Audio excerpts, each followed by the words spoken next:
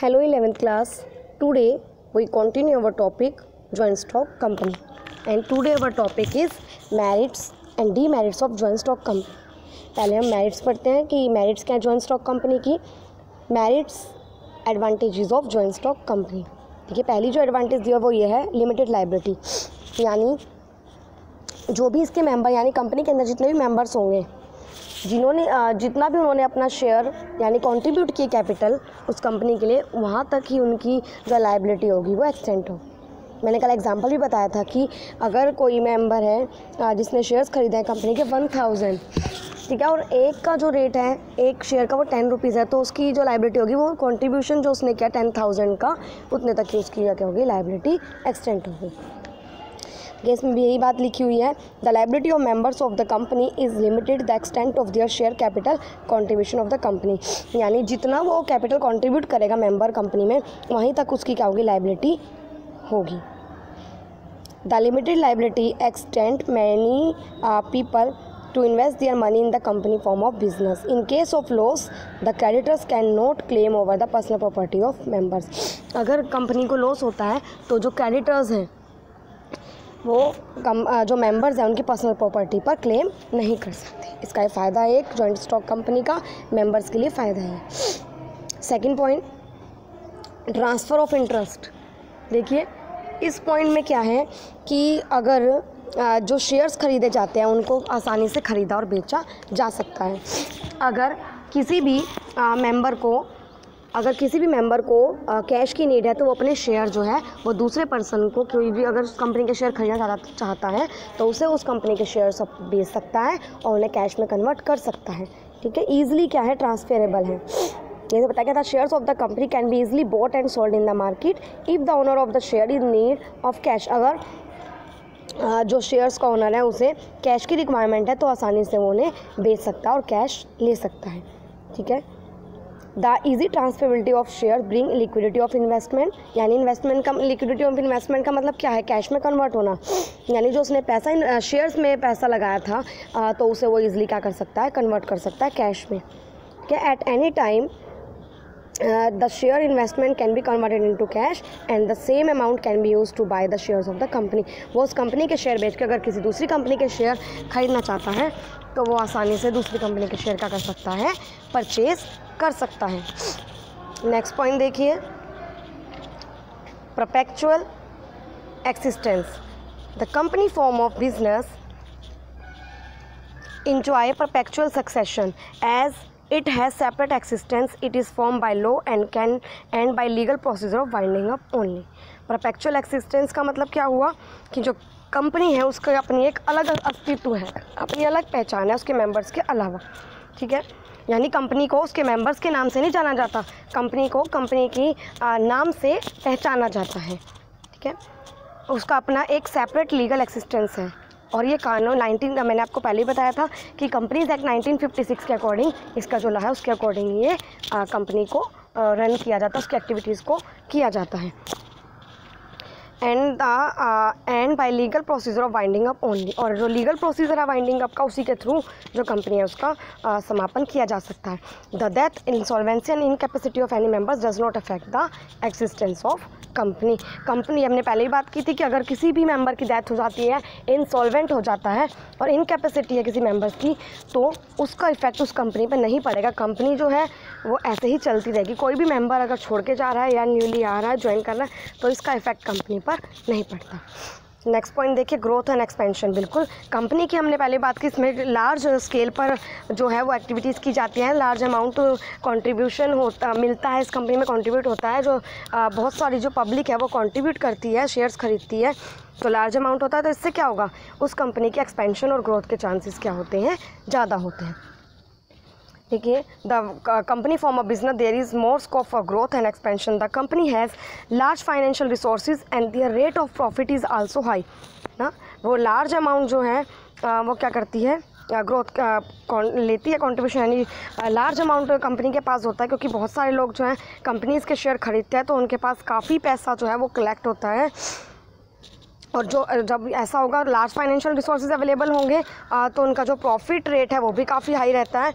इससे क्या हो सकता है, उनके पास जो लार्ज अमाउंट ऑफ ऑक्यूर हो रहा है और रिटेन प्रॉफिट भी जो उनके पास होता है प्रॉफिट, तो उससे उसके कंपनी के ग्रोथ और एक्सपेंड के चांस ज़्यादा बनते हैं।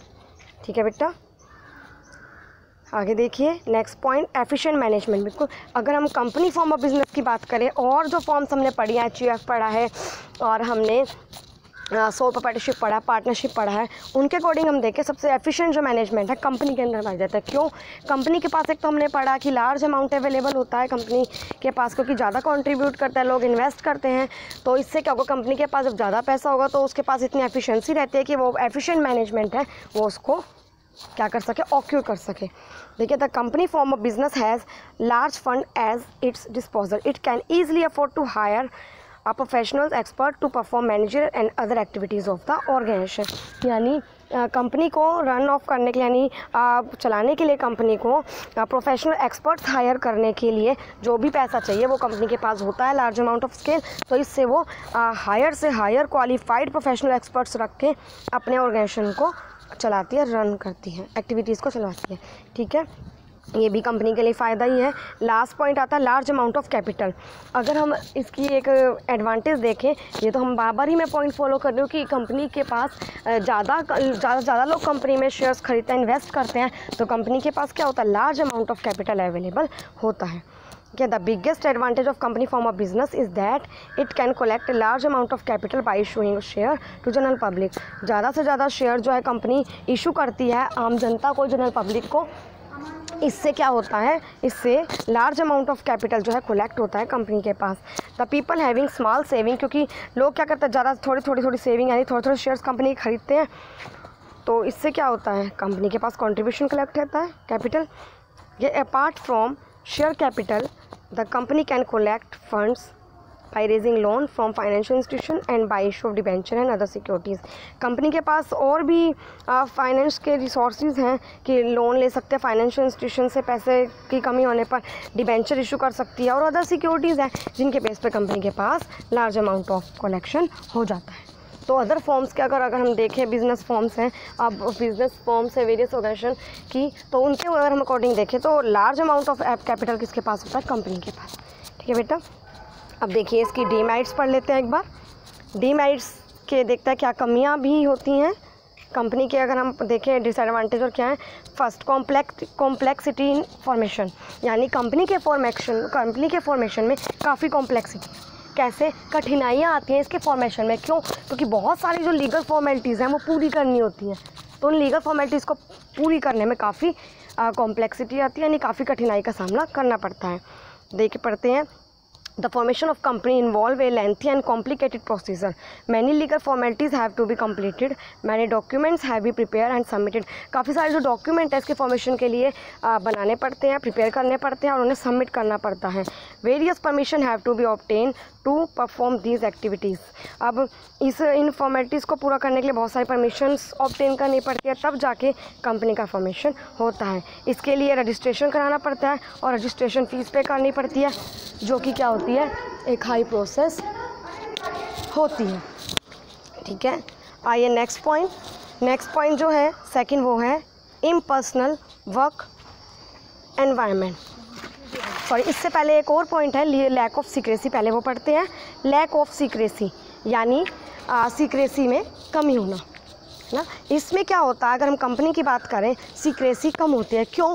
क्योंकि सारी की सारी जो इन्फॉर्मेशन है, जब जो आम पब्लिक है, जब वो कंपनी के शेयर्स खरीद रही है, तो और आम जनता को क्या करना पड़ता है, आम पब्लिक को, जनरल पब्लिक को सारी इन्फॉर्मेशन प्रोवाइड करवानी पड़ती है, जिससे क्या होता है, सीक्रेसी का चांस ही नहीं रहता। क्योंकि ऑडिटिंग रिपोर्ट, अपनी साल की एनुअल रिपोर्ट, सब चीज़ें जो है वो पब्लिक को बतानी पड़ती है, इन्फॉर्म करनी पड़ती है। देखिए, as per companies act, the company is required to provide a lot of information to the office of registrar of companies. Such information is available to general public also. General public के से पहले जो registrar office है वहाँ पे भी सारी information जो है वो प्रोवाइड करवानी पड़ती है।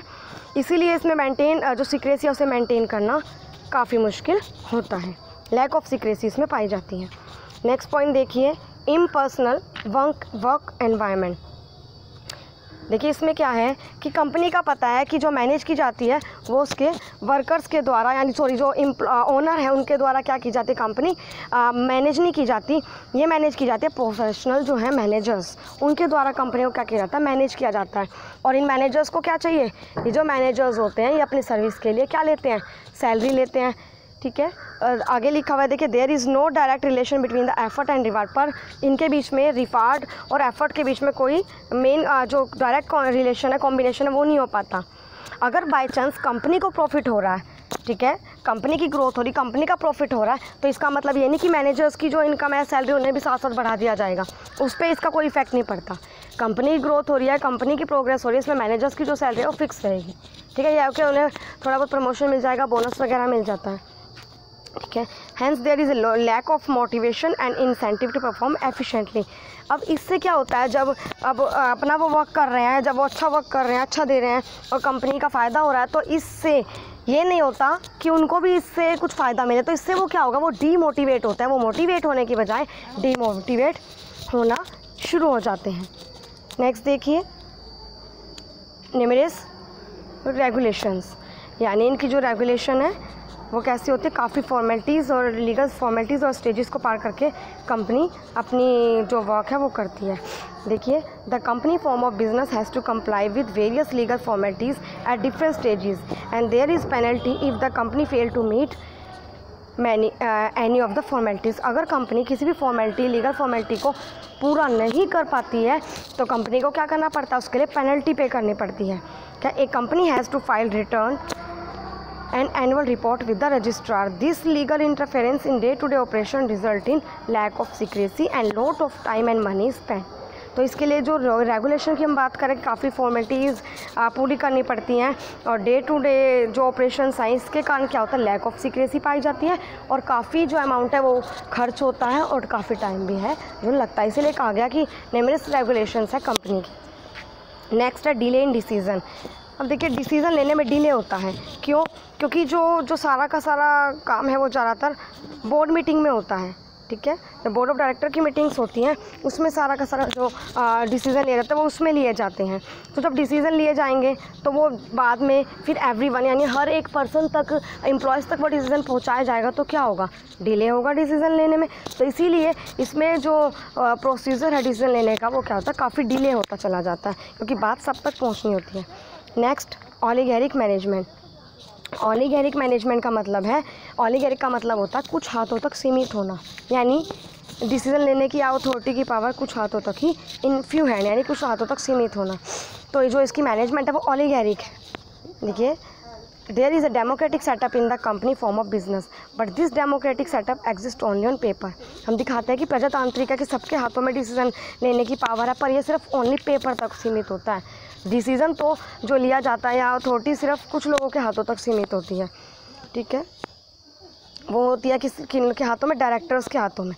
Director have complete control over the company. Directors के हाथों में क्या रहता है, पूरी कंपनी का कंट्रोल रहता है। तो वो डिसीज़न कौन लेंगे, वही लेंगे। तो वो क्या करते हैं, अपने पर्सनल बेनिफिट के, जो भी उनके फ़ायदे के जो डिसीज़न है वो लेते हैं। वो शेयर होल्डर्स और जो कंपनी का फ़ायदा है उसको ध्यान में ना रख कर अपने फ़ायदे के बारे में ही सोच कर चलते हैं। ठीक है, नेक्स्ट जो पॉइंट है लास्ट, कन्फ्लिक्ट इन इंटरेस्ट। अब देखिए, सब अपने अपने बारे में सोच के चलते, सबको अपने अपने काम करने होते हैं, तो इससे क्या होता है, आपस में कन्फ्लिक्ट होते हैं, झगड़े। देखिए, in company various groups of people are involve, बहुत सारे लोग इन्वॉल्व हैं, share holder, debenture holder, employees, directors. तो सबके अपने अपने क्या है, सबके अपने अपने अलग इंटरेस्ट हैं, सब अपने अपने लिए काम कर रहे हैं, अपने लिए कर रहे हैं और सबका अपना अपना जो वर्क है वो है। ये कैसे, फॉर एग्जांपल भी दिया, debenture holder wants their rate of interest to increase. जो डिबेंचर होल्डर्स हैं वो क्या सोचते हैं कि जो रेट ऑफ इंटरेस्ट है उनका वो इंक्रीज़ हो, ताकि उन्हें ज़्यादा पैसा मिले, रेट ऑफ रिटर्न ज़्यादा हो। पर जो शेयर होल्डर्स हैं वो क्या चाहते हैं कि जो इंटरेस्ट है वो कम हो, ताकि जब इंटरेस्ट कम पे करना पड़ेगा तो जो कंपनी की इनकम है वो बढ़ेगी, है ना। तो इससे क्या होगा, उन्हें जो शेयर होल्डर्स हैं उन्हें ज़्यादा पैसा मिलेगा, है ना, बाद में। तो इस तरह से सब अपने अपने इंटरेस्ट के बारे में सोचते हैं। इससे क्या होता है, इससे आपस में कन्फ्लिक्ट होता है, तो इससे कन्फ्लिक्ट के चांस ज़्यादा बनते हैं अलग अलग ग्रुप्स में। तो ये बेटा, ये हमने इसकी डिसएडवांटेजेस पढ़ी हैं आज कि क्या क्या डिसएडवांटेजेस हैं। तो जितना भी आज टॉपिक आपको कराया गया है, ये डिसएडवांटेजेस और एडवांटेजेस, ये आप अपनी नोट प्रिपेयर करें इनके और अच्छी तरह से रीड आउट इन्हें करें। Thank you.